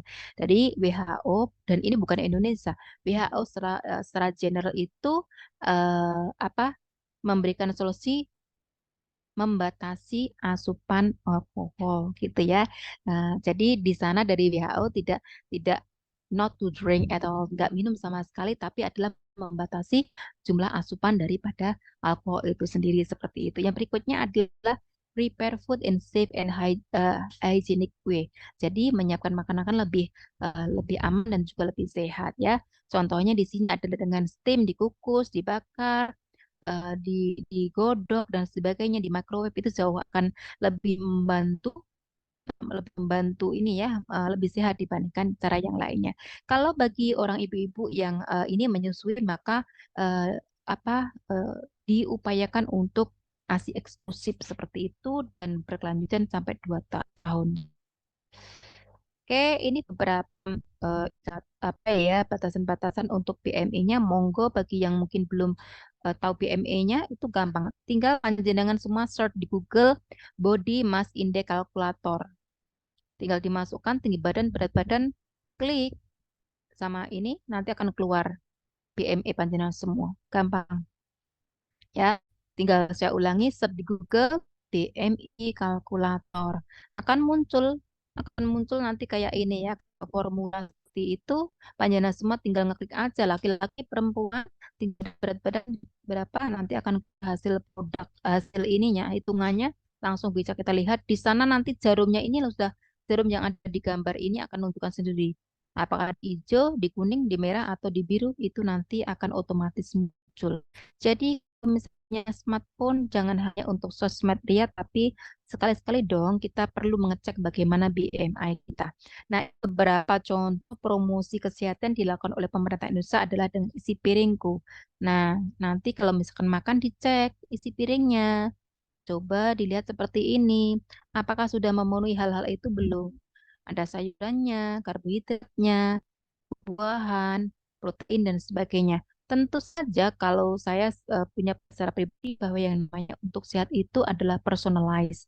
Jadi tergantung bagaimana personalnya orang-orang tersebut. Tentu saja bagi satu orang yang tujuannya untuk meningkatkan berat badan atau meningkatkan massa otot dibanding orang yang harus menurunkan berat badan, tentunya program dietnya akan bisa berbeda. Ataupun bagi orang yang BMI-nya sudah normal, dia nggak ada masalah dengan lemak dan sebagainya, maka tentunya akan berbeda dengan orang yang lainnya seperti itu. Ini kalau ini untuk standarnya orang orang normal ya, orang normal setiap hari itu konsumsinya mesti adanya ini. Tapi bagi orang yang obesitas dan sebagainya, tentu harusnya pola isi piringku ini juga akan harus berubah seperti itu. Ini upaya yang dilakukan Indonesia, yaitu isi piringku, germas, dan sebagainya. Oke, materi saya sudah selesai.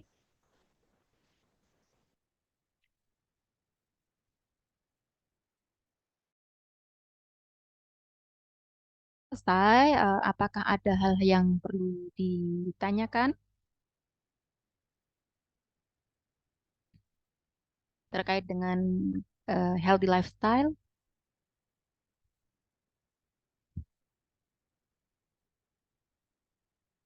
Nggak ada? Siapakah di antara panjenengan semua yang benar-benar sudah ada upaya beberapa hal mengadopsi gaya hidup sehat? Halo, Mr. Ahmad Sarir. Ya, Bu. Ya. Nah, Saya ya. ingin sharing-sharing nih.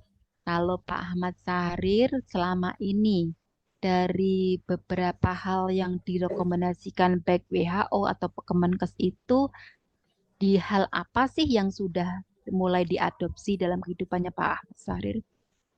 Benar-benar ada suatu awareness, itu ada kesadaran penuh di dalam hal apa? Saya harus ini begitu. yang memang sudah dijadikan suatu ini ya, yang sering dilakukan dalam kehidupan sehari-hari gitu. Yang sudah dilakukan apa? Dalam hal upaya berhenti Stop merokok, ngerokok, ya stop nggak salah ngerokok ya. satunya stop merokok. Oke, nggak ngerokok, no alkohol, no smoking ya. No smoking, Oke, kemudian terus ada olahraga rutin, olahraga rutin, oke. ya pola makan juga diatur. Hal di pola makan apa yang selama ini jadi ini apa? Oh ini ya lo yang harus ini yang saya pertimbangkan dalam setiap ini, dalam setiap apa itu sekali makan itu apa yang harus dipertimbangkan? Tentunya dari hal porsinya, ya kemudian yang Mm-mm. jangan Porsi kalau nasi itu kalau menurut Pak nasinya, Ahmad Sari dari ya nasi ya karbohidrat. karbohidrat. Karbohidrat itu kalau menurut Pak Sahrir seberapa porsi yang di ini? Kalau kita biasanya bisa mengukur, lihat kira-kira saya habis nggak segini. Jangan karena wah lauknya enak langsung nambah terus gitu. Jadi ya upayakan jangan sampai kekenyangan sih, itu standar kita masing-masing. Bentar ya Pak, saya bentar. Saya terlempar terlempar tadi. Oke, dari ini contohnya. Ini sering-sering ngobrol-ngobrol ya Pak ya. Kalau misalkan makannya kan masih pakai nasi kan Pak ya? Pakai nasi ya. Masih. Kalau Nasi kalau nasi itu Pak Ahmad Sahrir dalam memporsikannya seberapa? ya mungkin satu centong standar. Satu centong gitu Sendang tuh kalau ya. di kepal satu kepalan Kepal ya. mungkin ya seporsi Satu kepalan ya. kepal, satu Satu kepal porsi ya. KFC itu ya, satu Ya porsi nasi yang di KFC KFC. segitu, standar Segitu segitulah ya. kurang lebih. Oke. Sekarang kalau jadi intinya itu gini, kebutuhan karbohidrat dalam satu kali asupan kita itu cara mudahnya kalau kita masih kondisinya sehat itu cara ngukurnya itu gampang gitu. Jadi setiap orang itu kan besarnya beda-beda ya, besarnya badan nih ya, besarnya badan beda-beda. Maka otomatis kan kebutuhannya itu kan juga beda-beda. Cara ngukurnya adalah pakai kepalan tangannya masing-masing. Jadi kepalan tangan saya dengan kepalan Pak Ahmad Sarir kan beda. Jadi kayak saya kebutuhan ini adalah sekepal tangan saya gitu. Kalau cowok tentunya kan ini bodinya besar, otomatis kepalan tangannya juga lebih besar. Gitu. Cara mudahnya itu, gitu Kak, untuk mengukur takaran dan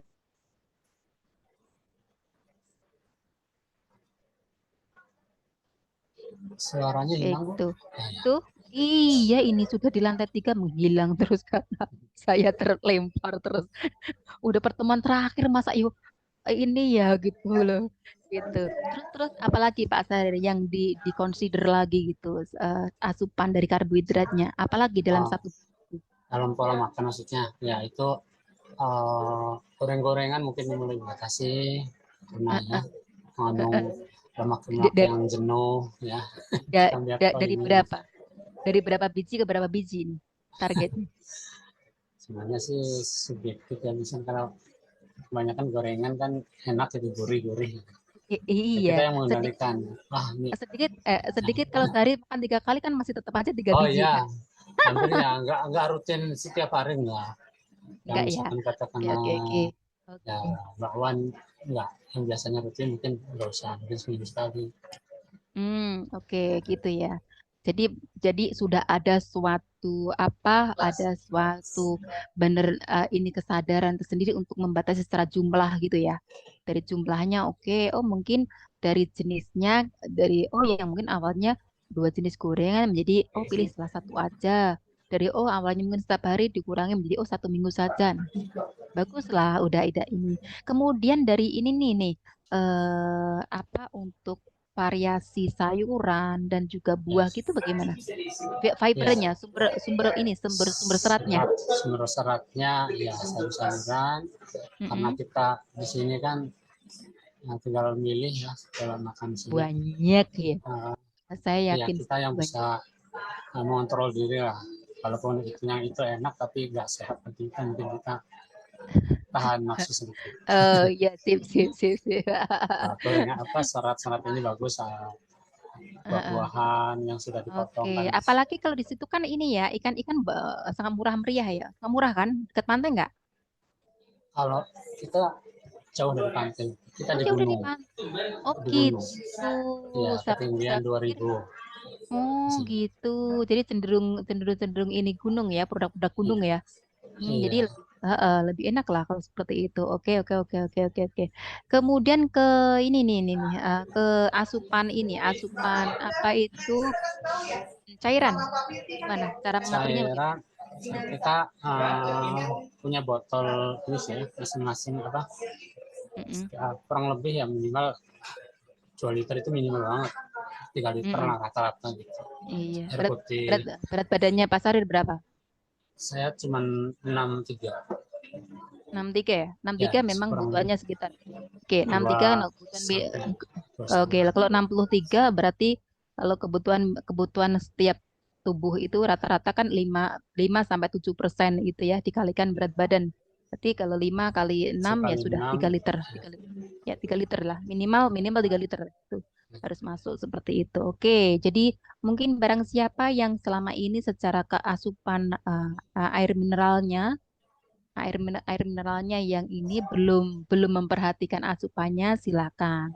Ya, jadi kebutuhan cairan air putih itu bukan yang penting 7 atau 8 gelas per hari seperti itu enggak gitu, tapi kita perlu personalize. Kebutuhan dari setiap badan itu bisa beda-beda begitu ya. Jadi cara mudahnya adalah sekitar 5 sampai 7% kali per berat badan. Jadi cara mudahnya kalau misalkan ini ya 5%-nya kita batas minimal aja ya. Bukan 5 sampai 7% ya. Kalau 5 aja kali misalkan beratnya 50 kilo kan berarti kan sudah 2,5 liter kan? ya kurang Gitu. lebih. Iya. Kalau berat badannya nih Pak, halo Pak Kristomi, berat badannya berapa itu Pak Kristomi? Halo Pak Kristomi. Kalau berat badannya misalkan 70, ya sudah dibuat minimal 5 aja kan berarti 5 kali 7, 3,5 liter. Itu aja. Jadi kita kita targetnya dari situ aja. Kita jadi bisa menyesuaikan dari setiap individu bisa beda-beda gitu ya. Jadi kita tidak bisa atau menyarankan oh yang penting itu minumnya 7 sampai 8 gelas nggak bisa. Tapi kita personalize dari setiap satu orang dengan satu orang lain itu bisa beda-beda. Maka kita adalah disesuaikan dengan berat badan kita. Makanya 5 sampai 7% per berat badan itu untuk memudahkannya. Karena kan bodinya besar sama kecil jelas beda dong kebutuhannya. Masa masa misalnya Pak Sarir sama Pak Kristomi jelas beda kebutuhan air putihnya gitu kan. Air mineralnya beda gitu. Itu beberapa hal yang perlu kita kita perhatikan seperti itu. Kemudian untuk perilaku yang lainnya Pak Sahril kaitannya dengan masalah Tidur. apa sih? Istirahat Nggak mudah cemas kan, nggak mudah stres gitu kan? enggak insyaallah. Enggak, oke sih. Karena bagaimanapun juga yang namanya hidup pasti juga banyak stresornya kan, banyak masalah itu biasa gitu. Tapi berseberapa pun juga stresor yang kita hadapi dalam dalam kehidupan itu, asal kita selalu punya mekanisme coping yang positif, itu akan menjadi lebih ringan gitu. Jadi apapun seberat apapun masalah yang kita hadapi itu, selama kita memiliki mekanisme coping yang positif, itu semua pasti akan cenderung terasa ringan. Sebagai contohnya, ini misalkan sekarang panjenengan semua kan stresornya tambah ya, kan garap skripsi gitu kan. Wah, berat sekali ini garap skripsi gitu.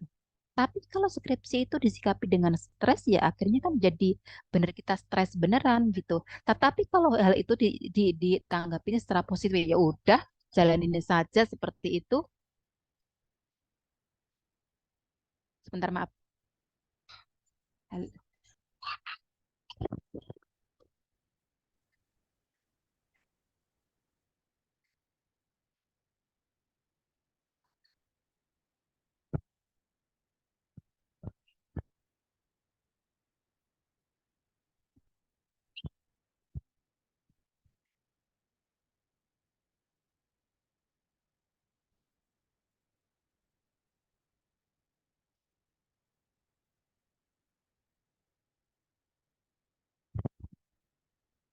Maaf, maaf.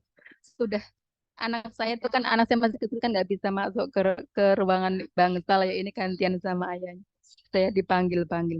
Oke, gitu ya. Jadi intinya itu karena sehat tidak hanya semata dengan masalah fisik saja gitu, tapi juga kita memikirkan bagaimana secara psikologis dan juga secara spiritual kita gitu. Bagaimanapun juga apa ya, apapun juga dengan kepercayaan kita bahwa eh, yang namanya yang namanya kesehatan spiritual itu harus kita perhatikan. Jadi tidak hanya masalah fisiknya juga saja, tapi juga psikologis kita, masalah spiritual dan sebagainya perlu kita perhatikan begitu agar apa ya memang ada keseimbangan karena yang namanya kita tidak akan bisa sehat kalau aspek-aspek itu kita kalau nggak kita perhatikan gitu. Makanya kalau misalkan tidak keseimbangan antara kebutuhan fisik, kemudian psikologis, spiritual itu tidak terpenuhi ya tentu akan seseorang itu akan menjadi happy-nya itu nggak happy yang benar-benar real happy begitu. Oke, contohnya misalkan orang yang nggak punya ini ya keyakinan gitu pasti akan sangat mudah sekali dia itu juga akan gampang kemeletre gitu ya baik itu secara mental dan sebagainya pasti akan mudah mudah goyah seperti itu. Makanya kita perlu untuk memaksimalkan tercapainya status sehat itu secara sekian banyak elemen baik itu secara fisik, mental, spiritual, sosial dan sebagainya maka hal itu kita perlu perhatikan. Jadi di samping dari apa yang direkomendasikan oleh WHO, oleh Kemenkes tadi begitu saya ingin menambahkan bahwa untuk menyempurnakan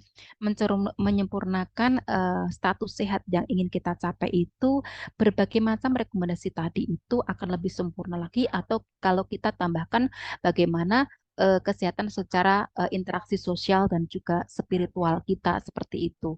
Jadi apapun keyakinan kita, tentu saja kita perlu memperhatikan kesehatan secara spiritual. Kemudian karena kita juga makhluk sosial, maka yang namanya sehat secara sosial itu juga kita perhatikan juga begitu. Jangan sampai kita tuh menaruh benci kepada orang lain, dendam kepada orang lain dan sebagainya. Meskipun kita dijahatin orang lain gitu, Pak.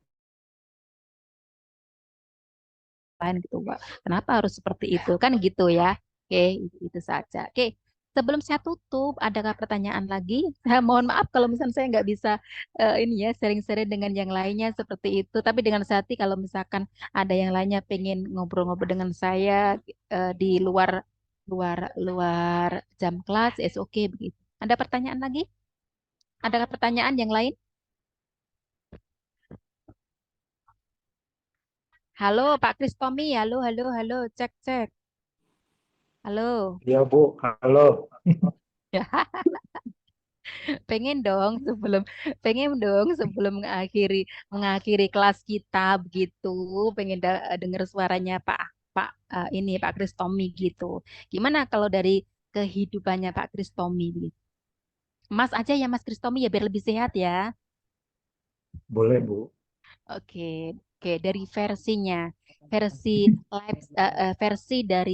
versi dari Mas Kristomi lifestyle gitu apa sih yang sudah selama ini perawat lo ya gitu kan otomatis kan ada hal-hal yang sudah diadopsi begitu apa? Kalau dari cerita Ibu, mungkin dalam 1 bulan ini Bu, saya menjalankan kehidupan yang sehat Bu, karena di Sih. pekerjaan hampir 4 tahun ini saya di depan laptop terus.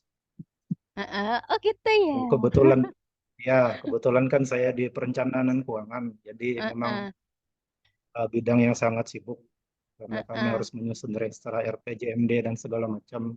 Apalagi Berat ini ya. tahun kami ya sampai 2045 kami harus menyusun perencanaan. Gitu ya. Yang bekerja Jadi otaknya terus ya. dalam 1 bulan ini memang saya menerapkan pola hidup. Kebetulan Mm-mm. tahun kemarin saya sempat sakit, Mm-mm. jadi ada 4 dokter, Mm-mm. jantung, saraf. Mm-mm. Jadi harus saya konsumsi obat antidepresi. Benar ya. Mm-mm. Mm-mm.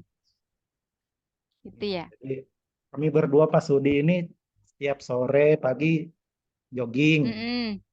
Keren. jogging. Terus? Terus? Jadi ya kemarin berat berat badan 83 sudah turun. Oke. Oke. Jadi, jadi mulai kesadarannya itu dari titik titik kesadaran mengadopsi itu berawal dari mana? Apakah dari awal setelah saya tahu kuliah di kesehatan atau setelah saya ditegur dengan suatu penyakit tertentu atau bagaimana gitu yang membuat greget atau niat itu jadi bertambah gitu. Mulai menambah mengadopsi perilaku sehat itu apa sih yang menjadi kayak titik yang gitu ini membuat titik balik seperti itu dalam beberapa poin gitu. Kalau titik balik saya dari sakit sih, Bu. Sakit ya. Karena pola hidup saya yang memang tidak teratur, saya akui, karena pekerjaan. Kadang kan dari pagi sampai sore seperti ini kerja.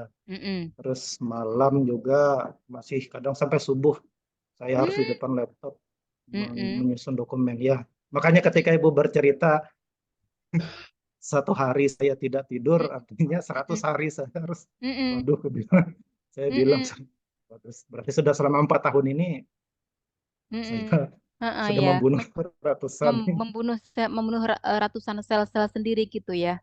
Iya. Dan itu benar. Cuman ya Nanti kalau misalkan itu kan di bawah istri sih, Bu. gitu ya. Di bawah istri sih, Bu. Gimana diet Dan kita olahraga. sebenarnya gini, sebenarnya apa ya? Ini sebenarnya tuh intinya kita berpola hidup sehat itu adalah kita mengembalikan kepada bagaimana irama sirkadian tubuh kita itu menjadi sebagaimana mestinya begitu ya. Jadi yang namanya tubuh kita, yang namanya tubuh manusia itu kan ada jam-jam kerjanya begitu ya. Ya tubuh kita kan bukan mesin ya. Mesin aja ada jam istirahatnya kok, gitu kan? Apalagi tubuh kita itu adalah ciptaannya di mana dia tidak ada ibaratnya itu rusak ganti onderdil. Ya memang ada bisa diganti onderdilnya begitu, tapi kan harganya mahal sekali. Contohnya misalkan cangkok ginjal aja berapa, cangkok jantung berapa kan gitu. Jadi memang bahwa karena kita itu adalah makhluk yang sudah diciptakan sangat sempurna oleh Tuhan gitu ya. Jadi meskipun kita makhluk yang sempurna, agar kesempurnaan fungsi tubuh kita itu bisa berjalan sebagaimana mestinya, memang dia harus difungsikan sebagaimana mestinya begitu. Jadi, jamnya istirahat ya istirahat, jam yang apa itu, jamnya apa itu, makan ya makan, jamnya tidur ya tidur, jamnya ini gitu. Jadi satu hal yang ingin kita mungkin saya perlu sharing kepada panjenengan semua, nggak cuman kepada Mas Kristomi begitu ya, bahwa kita punya irama sirkadian tubuh kita. Jadi irama sirkadian tubuh kita itu dari mulai ini ya dari bangun tidur sampai duhur siang itu sebenarnya jam kita adalah jam pembuangan. Kalau jam pembuangan itu maksudnya apa? Kita waktunya adalah buang-buang hasil metabolisme tubuh kita. Makanya jajanan bangun tidur itu kita kan pasti buang air kecil, buang air besar. Ini kan semua produk-produk buangan itu kita keluarkan. Jadi ya dari bangun tidur itu kita tidak perlu memforsir tubuh kita untuk apa? Untuk gayem. Nggak perlu kita forsir seperti itu. Maka di pagi-pagi hari itu kita tidak perlu memberikan suatu loading makan makanan yang terlalu berat pada tubuh kita. Tapi kita perlu memberikan asupan-asupan esensial tubuh kita. Apa itu asupan esensialnya? Yaitu protein ya, sama amino protein ya. Protein itu kan zat pembangun. Protein itu adalah zat pembangun di mana dia nanti produk akhirnya juga bisa kita dalam bentuk energi juga gitu. Protein, vitamin, mineral, fiber itu yang kita perlukan di pagi hari. Nah, kalau itu kita konsumsi maka nanti dampaknya tidak akan terbentuk tumpukan lemak dan tidak akan merangsang terjadinya lonjakan gula darah. Kalau itu di pagi hari. Jadi pada saat tubuh kita bersih-bersih, buang-buang dari hasil metabolisme, kita mengkonsumsi makan-makanan esensial tadi yang diperlukan oleh tubuh kita, di mana yang pertama, dia memang cukup memberikan energi bagi tubuh kita, tidak menyebabkan glycemic index kita tidak langsung, gula darah kita tidak naik, dan tidak memberikan tumpukan lemak bagi tubuh kita. Itu kalau pagi hari. Kemudian jam jamnya kita gayem itu adalah jam siang, duhur itu waktu duhur itu sampai jam 8 malam itulah, itu jamnya kita gayem. Mau kita mau makan besar apapun silahkan di jam itu. Karena memang tubuh kita disetting dari atas sana itu kita jamnya untuk giling. Oke, jam yang giling itu di jam itu. Jadi jam duhur sampai jam 8 malam. Nah, jam 8 malam sampai ke jam 4 pagi itu jatahnya istirahat. Kalau jatahnya istirahat jangan di loading makanan. Waktunya istirahat ya istirahat. Kalau waktunya tubuh harusnya mesinnya istirahat, kalau di loading makanan jadi bingung. Matanya merem, tapi tubuhnya dipaksa untuk metabolisme gitu kan. Jadi kan kontradiktif gitu. Jadi kalau misalkan malam itu pengen tetap makan, silakan sekitar 2 jam sebelum tidur itu sudah sudah makan dulu. Nah, dikasih jarak 2 jam baru tidur. Jadi lumayan kan lambungnya sudah mulai mengosong, sudah giling, sudah mulai selesai, kemudian baru tidur. Gitu. Jangan wah malam-malam pas begadangan mantap nih kita makan ini nih apa itu eh, mie rebus yang hangat mantap pedas begitu. Kemudian apalagi sudah makannya karbohidrat ditambahnya teh panas yang manis begitu ya. Mantap sekali. Padahal yang namanya asupan minuman ini ya, teh manis itu memang nikmat, ya, memang nikmat sekali. Tetapi asupan asupan tehin ya, tehin atau yang ada dalam teh itu, kalau seandainya kita terlalu berdekatan dengan makanan utama kita itu, dia sifatnya adalah mengurangi nutrisi yang kita makan. Itu salah satuan. Makanya kita sama-sama makan, tapi ternyata kita perlu ilmu ya, gitu. Jadi perlu perlu ilmu. Oh, ternyata kalau makanan ini saya konsumsi terlalu dekat dengan waktu tidur, nggak bagus. Oh, kalau makanan ini saya mix dengan berdekatan dengan makanan ini kita nggak bagus, gitu. Maka itu perlu kita memang perlu sedikit demi sedikit belajar seperti itu sehingga nanti kita bisa mengadopsi secara bertahap, gitu. Gitu ya. Kemudian untuk minuman-minuman gitu ya. Jadi berbagai macam minuman. Tadi kan memang di atas tadi kan kayak low fat, meal dan sebagainya itu memang kan dairy product yang dianjurkan oleh WHO. Kemudian berbagai macam herb atau herbal itu memang yang dianjurkan baik Kemenkes maupun WHO seperti itu. Nah, ini mungkin nyambung dengan apa ya? Nyambung dengan ilmu kedokteran ini ya ke tabib ya ke ilmu kedokteran yang ke ini ada juga. Jadi berbagai macam rimpang-rimpang itu adalah salah satu makan makanan yang sangat bagus sekali kepada kesehatan di ini apa itu di perut kita gitu. Kalau kita lihat rimpang itu memang kan bentuknya seperti kayak meruntel-meruntel kayak seperti rimpang kayak seperti usus halus usus ini kan usus besar seperti itu. Nah, apapun bentuknya makanan hasil bumi yang memang bentuknya seperti itu, maka itu juga sangat bagus sekali untuk kesehatan perut kita, terutama adalah di sistem pencernaan kita seperti itu. Oke, gitu seperti itu ya. Oke. Oke, saya rasa seperti itu saja. Oh ya, mungkin saya share kepada panjenengan semua berbagai macam minum-minuman yang sangat keren untuk bisa kita adopsi dalam kehidupan dan gaya hidup sehat kita adalah satunya adalah minuman air kelapa muda gitu ya. Untuk air kelapa muda ini memang ada berbagai macam referensi yang saya baca itu terutama adalah dari Dr. Zaidul Akbar mengatakan bahwa kalau kita mengkonsumsi air kelapa muda, mengapa sih hal itu sangat penting sekali? Kalau kita lihat dari kelapa muda itu, kita lihat bagaimana sebegitu hebatnya air kelapa muda dilindungi dari mulai batoknya, dari sabutnya dan sebagaimana itu. Itu sangat luar biasa sekali seberapa higienisnya. Kemudian daripada kandungan dari air kelapa muda itu sendiri ternyata dia sangat kaya dengan asam amino dan juga mineral juga seperti itu. Jadi itu adalah salah satu minuman sehat yang bisa kita pilih dari hasil bumi kita seperti itu. Yang kemudian satu tip yang kita bisa upayakan untuk minuman air kelapa muda itu adalah kita sesuaikan dengan usia kita. Kalau memang usianya sudah agak-agak tua, maka yang diminum itu airnya adalah air dari kelapa yang cukup umur juga begitu. Kalau masih teenager, masih muda-muda, mungkin mungkin air kelapanya masih air kelapa muda yang masih itu ya baby gitu ya kayaknya ya. Tapi kalau seusia sudah kita kayaknya sudah air kelapa degannya sudah degan yang agak tua gitu ya. Itu itu saran dari saran dari seorang dokter gitu.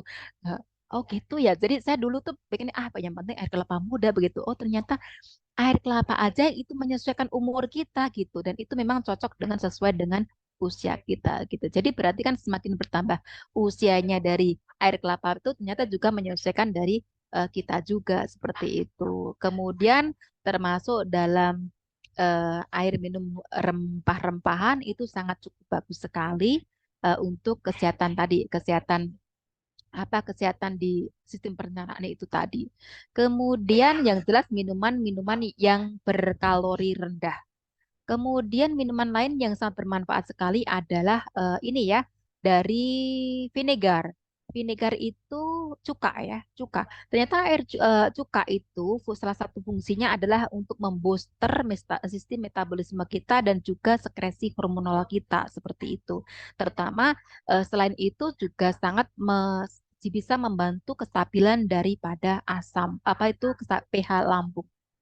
Itu saja sebelum saya tutup ya beberapa hal yang mungkin saya bisa sharingkan kepada panjenengan semua. Yang jelas untuk makan makanan yang kita konsumsi adalah semakin bervariasi makanan yang kita makan, semakin bervariasi warna, jenis, warna yang kita konsumsi tentu saja hal itu bisa saling melengkapi. Gitu ya. Oke, saya rasa cukup sekian saja. Bolehkah saya minta izin? Pak John Ivan, hello Pak John Ivan. Halo Bu, selamat sore Bu. Apa kabar Bu? Halo, selamat. Alhamdulillah, I'm fine. And Iya you? Bu, I'm fine Bu. Gimana? Mas Farid, sharing-sharing dong. Gimana Mas Farid kalau dengan Pak Farid, sorry, Pak John Ivan, gimana nih? Healthy lifestyle-nya Pak John Ivan. Lagi kerja Bu, cuma saya ada pertanyaan sedikit tentang Iya. hidup sehat itu. Hidup sehat kan bukan berarti juga untuk melakukan dalam arti yang sehat yang sakit atau yang sehat yang sakit juga kita juga perlu terapkan hidup sehat Bu, kan gitu Bu. Nah, jadi pertanyaan saya, pemberian insulin ini Bu, pemberian insulin ini pernah saya uji coba salah satu pasien atau beberapa pasien. Artinya dari informasi memang dari WHO, pemberian insulin itu memang diberikan sebelum makan dan mengurangi asupan makanan, kan begitu Bu. Nah, Terus? setelah saya uji coba ternyata asupan makanan bagi pemberian insulin juga sangat penting. Artinya tetap terkontrol makanan yang harus diberikan dan saya perbolehkan dia makan ikan, makan nasi, makan ini, tapi jangan lupa pemberian insulin. Nah, uji coba saya sebenarnya hanya menguji kerja dari para insulin Bu. Nah, kalau kita tidak berikan misalnya makanan atau asupan, sementara kita berikan insulin, artinya metabolisme tubuhnya jelas tidak baik karena kekurangan ya protein, karbohidrat atau lemak atau begini semuanya Bu, kan gitu Bu. Apakah pertanyaan saya, apakah pemberian insulin ini haruskah itu monoton dengan pemberian makanan yang harus dikurangi? Contoh, nasi harus dikurangi seperti disuruh makan singkong, makan ini.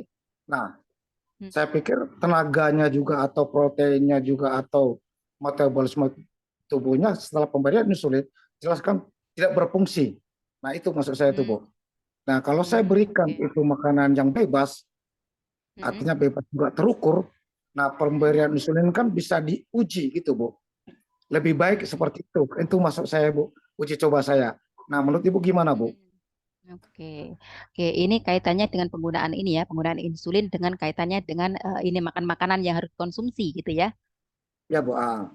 Oke, jadi kan gini ya. Jadi untuk mengenai masalah jenis makanan yang harus dikonsumsi, kemudian dengan masalah insulin dan sebagainya, nah itu kita yang perlu kita pahami adalah yang Pak Sahrir adalah di metabolisme karbohidrat.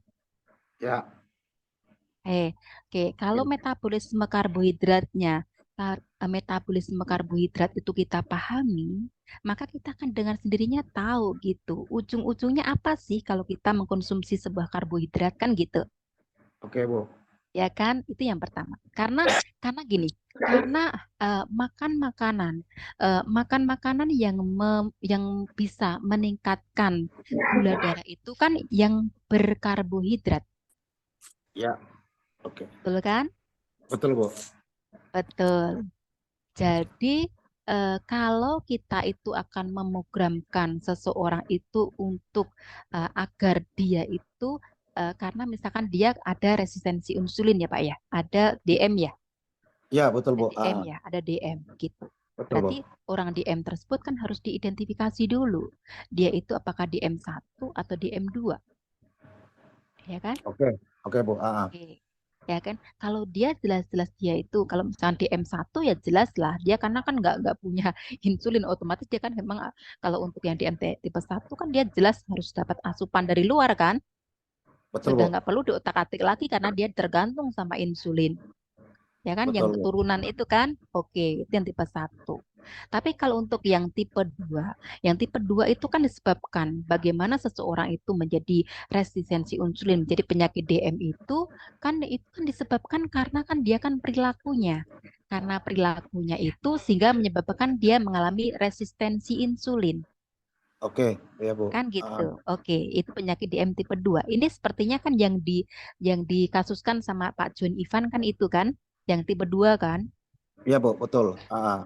Oke, jadi sebenarnya bahwa penderita DM itu bukan berarti bahwa seumur hidup itu harus mengkonsumsi insulin, tidak.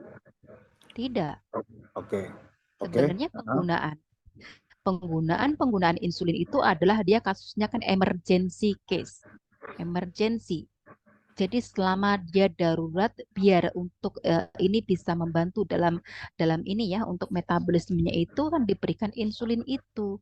Tapi selama dalam pemberian insulin itu karena kalau kita sudah diberikan insulin seumur hidup, itu tentu saja tubuh kita itu tidak pernah diberikan fase untuk melatih perbaikan kerja dari kelenjar pankreas dan sebagainya. Ya kan? Ya, betul Bu. Nah, maka tubuh kita perlu dilakukan pelatihan. Pelatihan di sini adalah dengan mengadopsi beberapa perilaku sehat. Sebagai contohnya misalkan dengan mengadopsi beberapa perilaku sehat itu adalah misalkan ya tadi karena akar masalahnya glukosa itu naik itu kan karena konsumsi karbohidrat tadi. Ya. Terutama adalah karbohidrat yang sifatnya sederhana.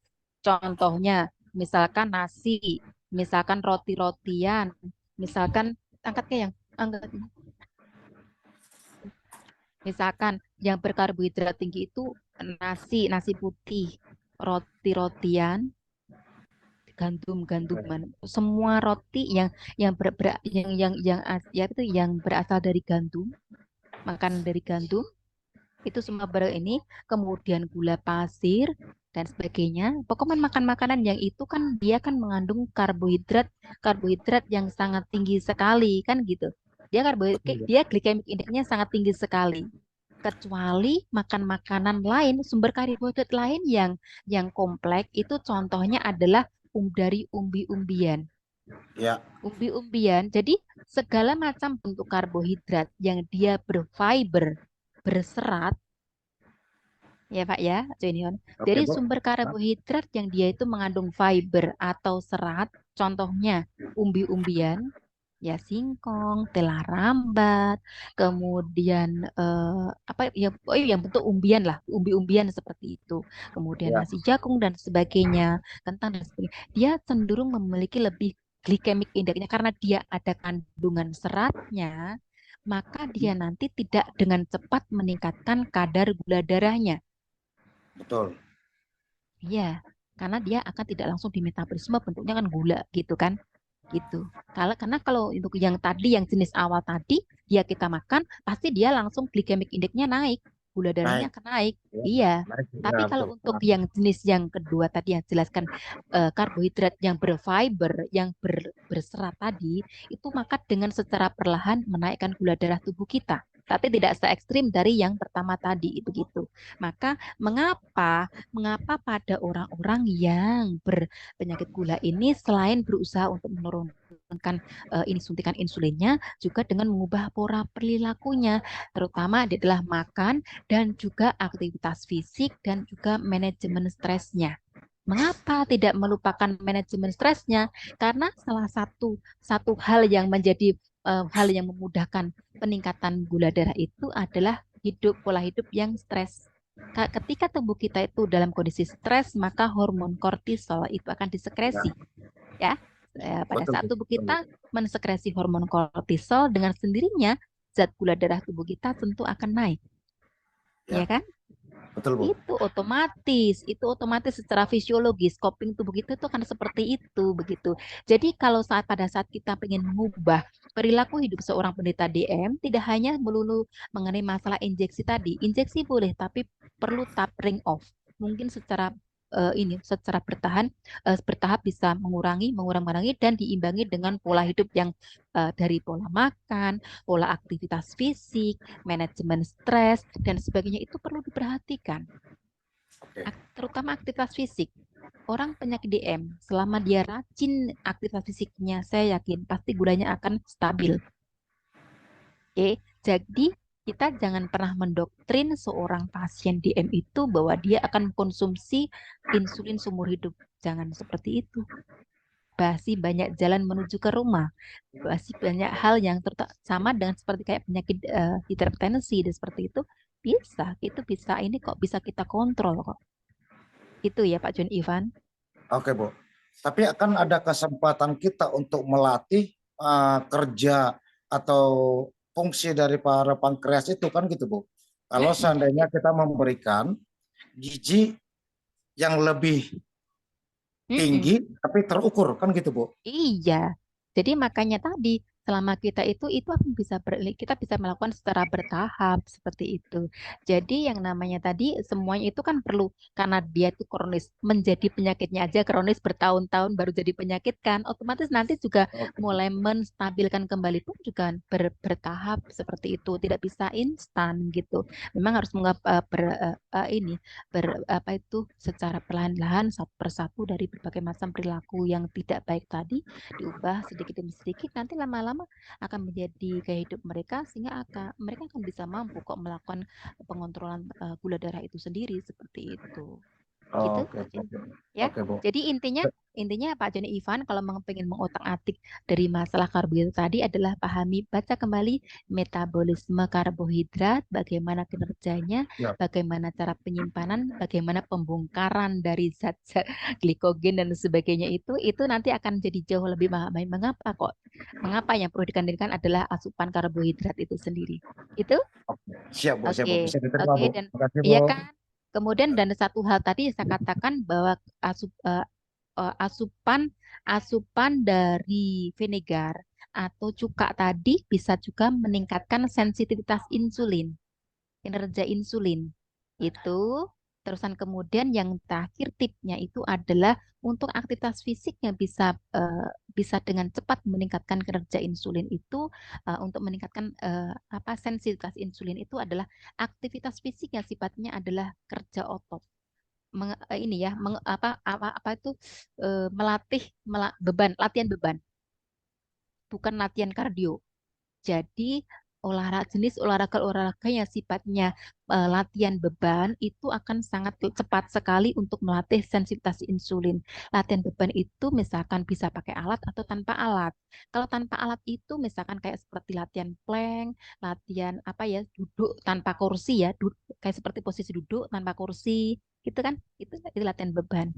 Banyak sekali latihan beban tanpa alat itu banyak sekali. Jadi intinya kalau latihan fisik yang latihan beban itu akan lebih cepat untuk meningkatkan sensitivitas insulin dibandingkan latihan kardio.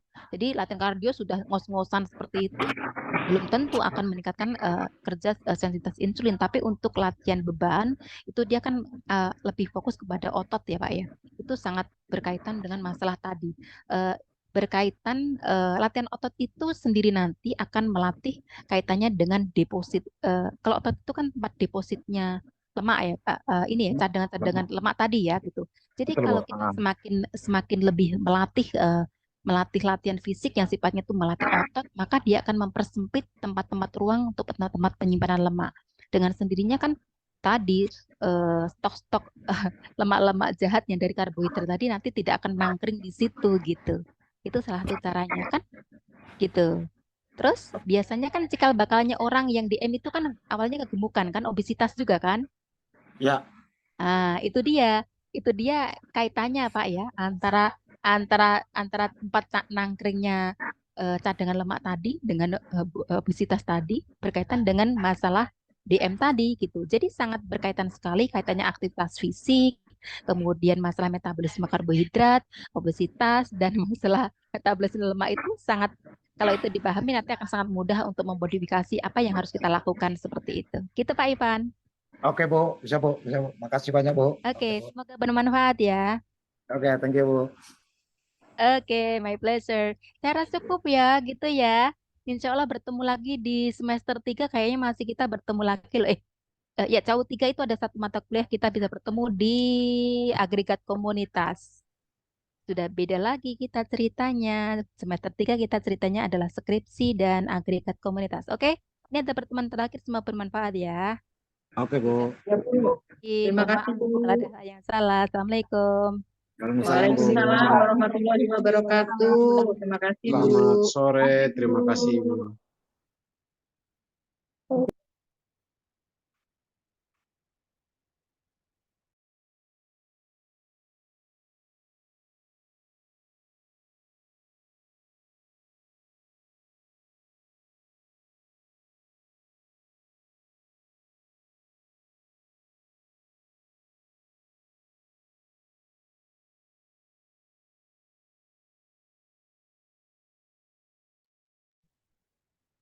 Kita nunggu aja apa kita keluar dulu ya Mbak Bella?